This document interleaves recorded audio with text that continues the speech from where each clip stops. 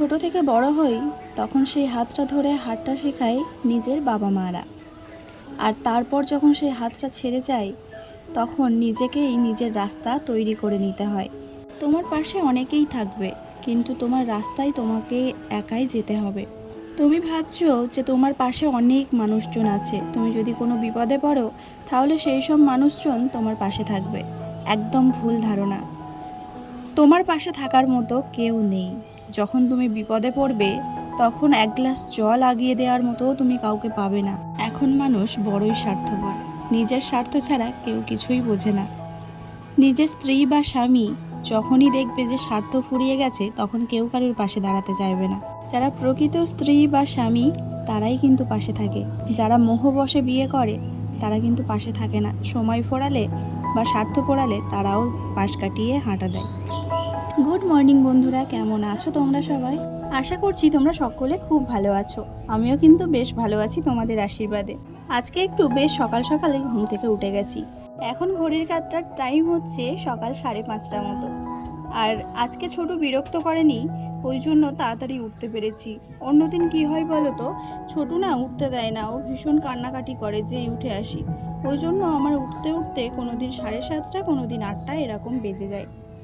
আজকে ও ঘুমাচ্ছিল, সেই ফাঁকে আমি উঠে এসেছি, দেখছি এখনও ওঠেনি।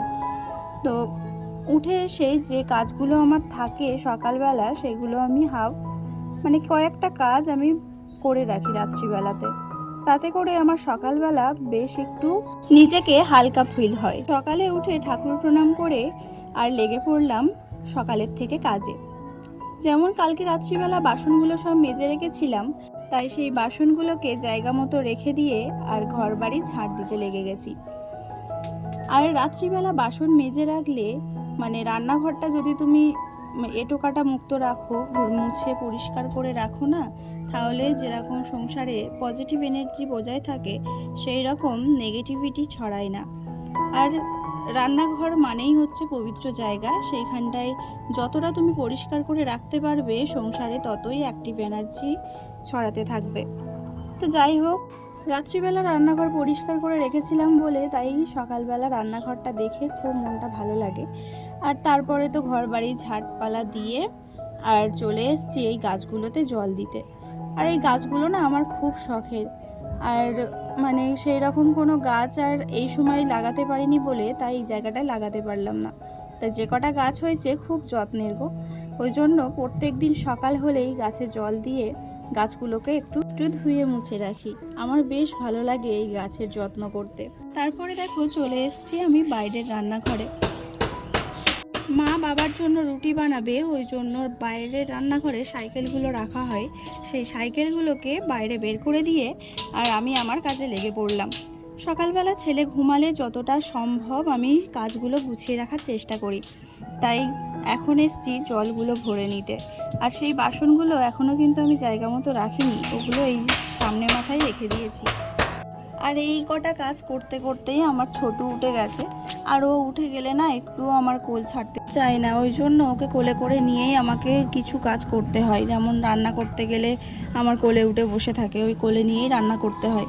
তো যাই হোক, পেশা এসে দাঁড়িয়েছিল তাই ওনাকে একটু বসার জায়গা দিলাম। আর বেশ কিছুক্ষণ না এইরকম কোলের মধ্যে ছিল।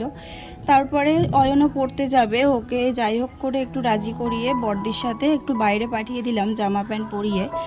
আর অয়নের জন্য একটু ছাতু বানিয়ে দিচ্ছি, যেহেতু এখন বেলাটা অনেকটাই বড় হয়ে গেছে আর 9:30 পর্যন্ত একদম না খেয়ে থাকা যায় না।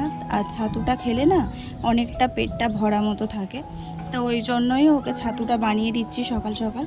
তো ছাতু খেয়ে চলে যাওয়ার পরেই দেখো এই ড্রামে জল ছিল, জলটা এই ছোটো ড্রামে ঢেলে রাখবো। আর আগের দিন সকালবেলা উঠে দেখছি এই জলের ড্রামটা উপর দেওয়া ছিল ড্রামের উপরে, তো দেখছি কি পুরো বারান্দাতে না পুরো 1 ড্রাম জল পড়ে গেছে। সারা রাত ধরে জলটা পড়ছিল, আমরা তো বুঝতে পারিনি। ওই জন্য সকালবেলা করে আর এখন থেকে আর ড্রামটা উল্টে রাখি না, ওই যতটা পরিমাণ জল লাগে ততটাই ঢেলে নিই, তারপরে আবার ড্রামটা অন্য জায়গায় রেখে দিই। তারপরে আমি স্নান টান করে নিয়েছি এইসব কাজকর্মগুলো সেরে।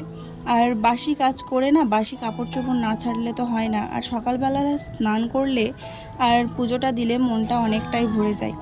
তো যাই হোক, সকালবেলা স্নান টান করে যে কাপড় জামাগুলো ধুয়ে দেওয়ার ছিল সেইগুলো সব ধুয়ে কেচে দিয়ে আর ঠাকুর ঘরে পুজো দিয়ে চলে এসেছি আবার রান্নার কাজে। আর যেহেতু আমার বাড়িতে ছোট বাচ্চা আছে, যে একেবারেই যে কাজটা সেরে যাব সেই উপায়টা হয় না গো। ওই জন্য আমার হাফ হাফ করে রেখে আবারও ফিরে সেই জায়গায় আসতে হয়। তো যাই হোক, আমার তেল ছিল না বোতলে, তাই তেলটা ঢেলে রাখলাম। লবণও ফুরিয়ে গেছিলো, তাই লবণটাও ঢেলে রাখলাম। তারপর রান্নার এই জায়গাটা পরিষ্কার করে আর সবজি টবজি কেটে নিয়েছি। তো চলে যাব বাইরের রান্নাঘরে রান্না করতে। আমি প্রত্যেক দিন এই রকমই করি, যে ঘরের কাজগুলো সব কমপ্লিট করে তারপরে সবজি টবজি যা লাগে, মশলা পাতি যা লাগে সব কিছু নিয়ে আর চলে যাই বাইরের রান্নাঘরে রান্না করতে। তো দেখো, আমার কিন্তু রান্নাঘর পুরো কমপ্লিট হয়ে গেছে। আর আজকে করব বাঁধাকপি চচ্চড়ি আর ডাল। আর ওই জন্য এই সবজিগুলো কেটে নিয়েছি। আর রান্নার ওই জায়গায় না, মানে গ্যাসের ধারে এই ছোট বালতিতে জল রাখি। যেহেতু আমার রান্নার জায়গায় বেসিন নেই বা সেইগুলো এখনও করে উঠতে পারিনি, তাই এই ছোট বালতিটাই করে জল রেখে দিই।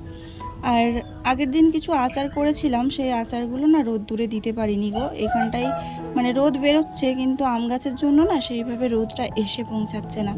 ওই জন্য আচারগুলোকে আবারও একটু গরম করে নিয়ে, আর আজকে একটু রোদ বেরিয়েছে জানো তো, তাই একটু রোদ্দুরে দেব। আর যেটা প্রথমে ঢাললাম ওটা হচ্ছে টক ঝাল মিষ্টি আচার, আর এইটা হচ্ছে আমের ছ্যারকা বলে বা আম তেল বলে, যাই হোক। তো চলো এগুলোকে রোদ্দুরে দিয়ে আসি। আর আমাদের সিঁড়ি পথেই দেবো রোদ্দুরে, দেখো কত সুন্দর রোদ বেরিয়েছে, তাই না বলো? আর সকালবেলা যদি দেখি যে এই রকম ঝলমলে রোদ উঠেছে, তাহলে মনের ভিতরটাও খুব ভালো লাগে আর কাজ করার এনার্জিটাও বেড়ে যায়। তো যাই হোক, চলো, আমার কিন্তু সব কাজ ঘরের মধ্যে হয়ে গেছে। আর গ্রিল লাগিয়ে দিয়ে চলে এসেছি রান্নার জায়গায়। আর রান্না করতে গেলে না, আমি জুতো খুলেই রান্না করি।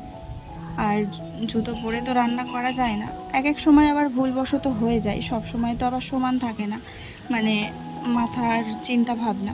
তো যাই হোক, চলো আগে ভাতটা বসিয়ে দিই। আর আমি তো আগেই বলেছি যে পাতা দিয়ে আগে উনানটা ধরিয়ে নিই, আর কাগজ দিয়েই উনানটা ধরাই।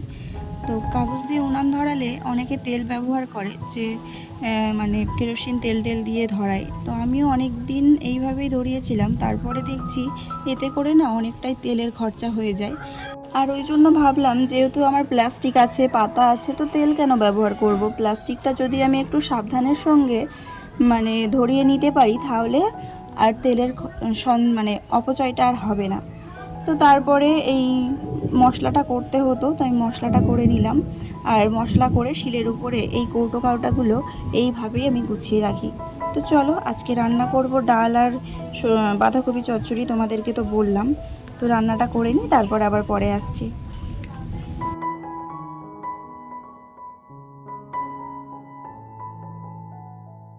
তারপরে না অনেকটা সময় কেটে গেছে, তোমাদের সামনে আসতে পারিনি। ছোট বিরক্ত করছিল, ওকে খাইয়ে ঘুম পাড়িয়ে আর আমিও একটু ঘুমিয়ে পড়েছিলাম জানো তো। ওকে ঘুম পাড়াতে গেলে না আমি ঘুমিয়ে পড়ি। তো যাই হোক, চলো এখন জামা কাপড়গুলো তুলে জায়গা মতো রেখে দিয়ে, আর কিছু বাসন ছিল দুপুরবেলা খাওয়ার পরে আজকে আর মাজা হয়নি। বললামই, যখন যেমন তখন তেমন করেই আমাকে কাজ করতে হয়। আজকে ছোটু এত বিরক্ত করছিল না, ওই জন্য আর বাসনগুলো মেজে উঠতে পারিনি। তাই বাসন টাসন মেজে, আর যে লাইটগুলো মানে চার্জে বসানোর ছিল সেইগুলো চার্জে বসিয়ে দিলাম। আমার ফোনটাও চার্জ ছিল না, তাই চার্জে বসিয়ে দিয়েছিলাম, দিয়ে আর পুজোটা দিয়ে নিলাম। সন্ধ্যেবেলা থেকে কারেন্ট ছিল না। তো আজকের ভিডিওটা যদি কিছু ভালো লেগে থাকে তাহলে প্লিজ লাইক কমেন্ট করে জানাবে, আর লাইক করে দিও একটা। আর যারা এখনও আমার চ্যানেলটা সাবস্ক্রাইব করেনি তারা সাবস্ক্রাইব করে আমার পাশে থেকো। তো এই যে এখন আমাদের মানে আড্ডা চলছে আর। তো আজকের মতো আমি এখানে শেষ করলাম, আবারও ফিরে আসছি নেক্সট ব্লগে। সঙ্গে থেকো, টাটা।